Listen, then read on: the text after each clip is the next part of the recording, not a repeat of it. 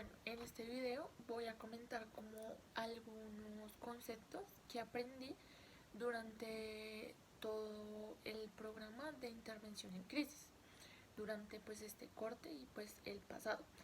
Tomé algunos apuntes como para tener esos conceptos clave, pero básicamente es lo que he entendido como estudiante, lo que de verdad me ha quedado para mí y para pues mi profesión.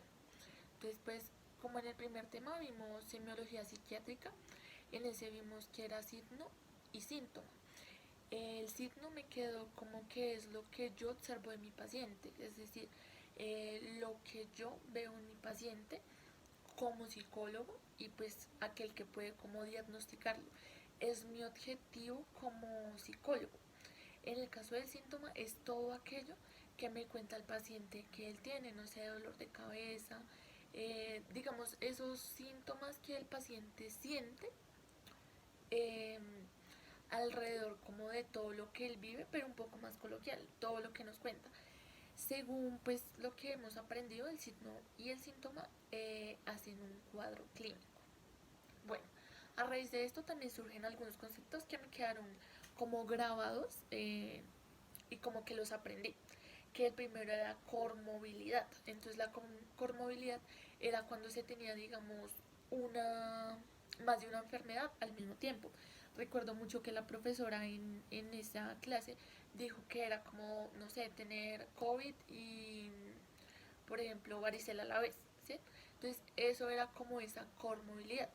También aprendí el concepto de precipitante, que fue uno de los que más me quedó, que era como ante lo que pasaba antes de la enfermedad, aquello que uno decía como ya esto rebosó la copa y por eso tuve tal cosa. Un ejemplo de esto era como la separación, tener una separación y por ende me había dado como un tipo de depresión.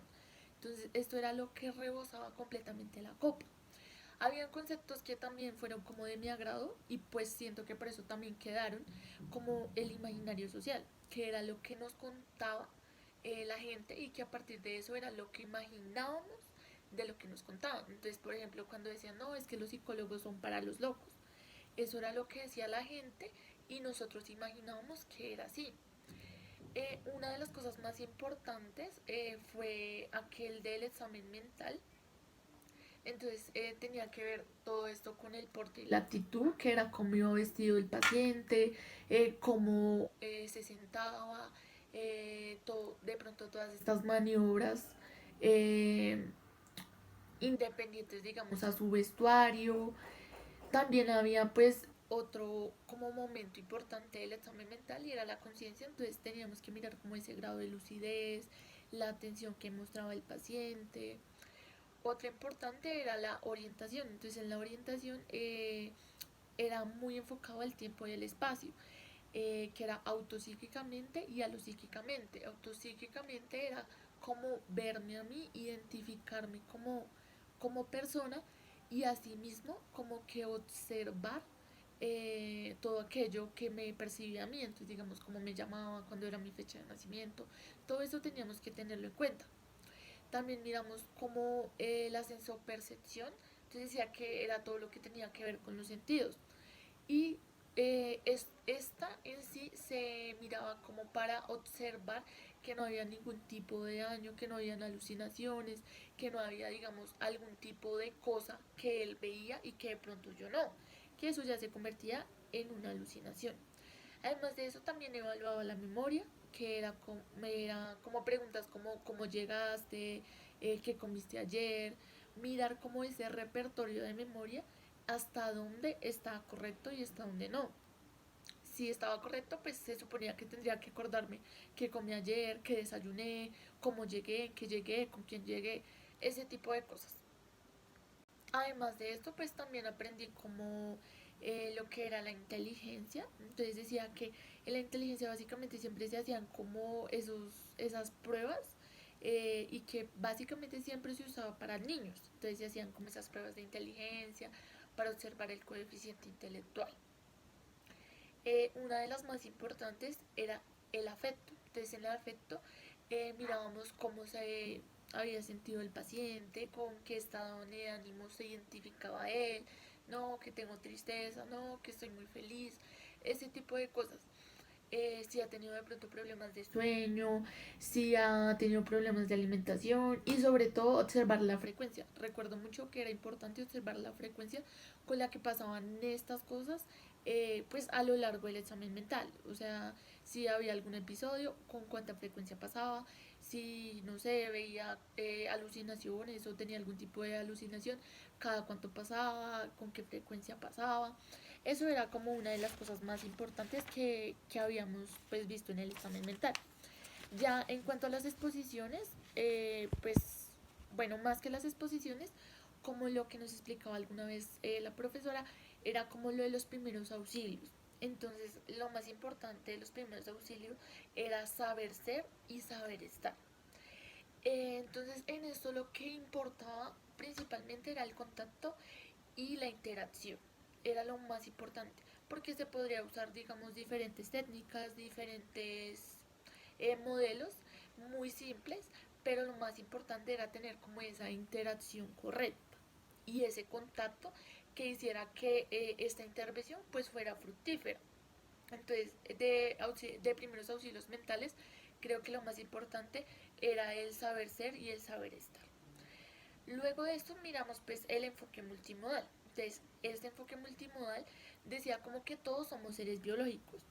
Entonces, cuando todos sabemos que todos somos seres biológicos, tendríamos que mirar cómo piensan los seres biológicos, qué sienten los seres biológicos, cómo actúan los seres biológicos, qué perciben, qué imaginan, cómo interactúan. Entonces, todo esto es lo que hace el enfoque multimodal, como observar esas, por decirlo así, esos múltiples modelos que tiene el ser humano a partir de ser un ser biológico.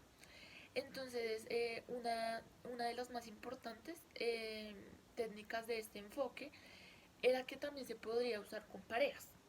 Entonces, en las terapias de pareja era como muy importante diferentes técnicas. Una de las que más recuerdo es la intercomunicación de tiempo limitado, donde la persona pues tendría que tener un lápiz, una hoja y una moneda y era como un tipo cara a cara. Creo que por eso me acuerdo más porque era como un tipo cara a cara en lo que yo como pareja le decía a la otra persona lo que no me gustaba de ella, las conductas que quería que cambiara y la otra persona iba anotando.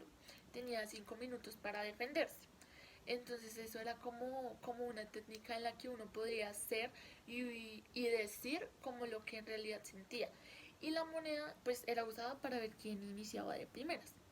Pues era como un tiempo limitado porque no tenía la oportunidad pues de, mejor dicho, extenderse tanto, sino de decir lo que realmente sentía. Entonces esto también llevaba a cabo a que las parejas tuvieran como ese tiempo para decir realmente lo que sentían y de pronto no extenderse y no tener algún tipo de conflicto al decir de más. Eso era pues una de las técnicas que más me llamó la atención. Luego vimos la entrevista motivacional, que era una de las que también recuerdo, que era como todo centrado en el cliente. Entonces era como llevar a explorar y a resolver toda esta ambivalencia, o sea, toda esta, digamos, esa valencia positiva o negativa frente al uso de sustancias. Entonces esto se hacía efectivamente con personas que pues eran, eh, digamos, consumidoras de sustancias y como que vieran a partir de esta terapia que habían cosas más allá de esto, que había como cambios que ellos podrían hacer desde la voluntad de ellos, cambios positivos que ellos deberían hacer para que perdurara como los mismos.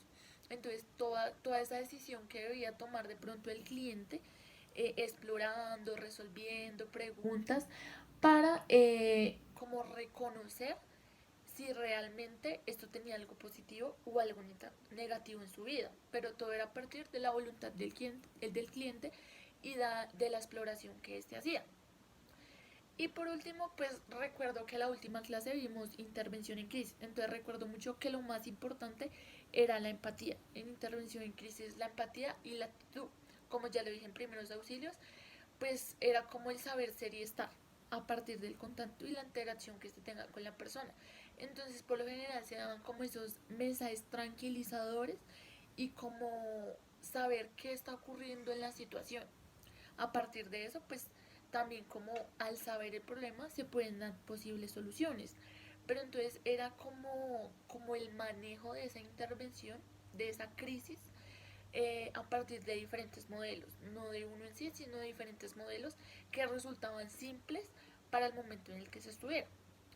Realmente eso es lo que he aprendido en electiva de intervención en crisis y sobre todo creo que lo que más ha quedado es el momento de la frase de ser y estar para la persona como tal, porque todo lo que hemos visto ondea a esa frase, la semiología, los primeros auxilios, las exposiciones, todo eso ondea al mismo mensaje.